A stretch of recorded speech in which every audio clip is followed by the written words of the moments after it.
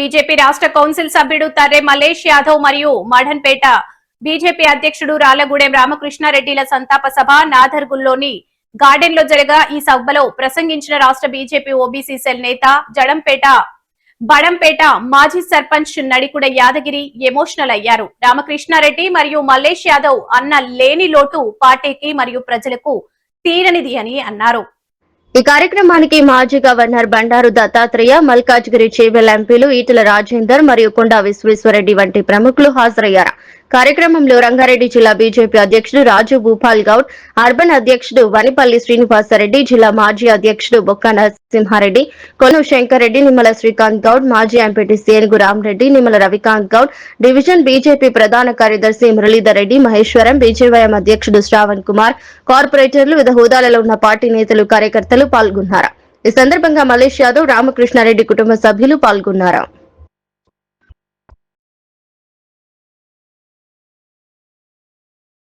ఏ party కూడా కనీ విని ఎరగని రీతిలో ఇంతవరకు కూడా ఈ నాయకులకు ఇటువంటి సంతాప సభలు కూడా ఎక్కడ కూడా ఏర్పాటు చేయబడలేదు.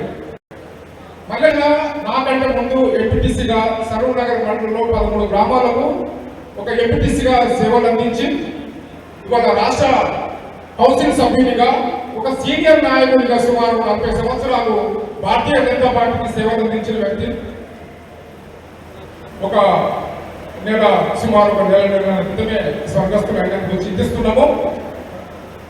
అట్లాగే భారతీయ జనతా పార్టీ ఇచ్చిన బాణం, ఎక్కుపెట్టిన బాణం, భగభగమండే సూర్యుని అగ్నిగోళం లాంటి ఒక యువకుడు ఇవాళ భారతీయ జనతా పార్టీ కార్పొరేషన్ లో బీజేవైఎం అధ్యక్షుడిగా, భారతీయ జనతా పార్టీ అధ్యక్షుడిగా ఎనలేని సేవ చేసిన ఒక వీరుడు లాంటి యువకుడు నవ ఉత్తేజాన్ని పురిగిపుచ్చుకొని ఒక వీరుడిగా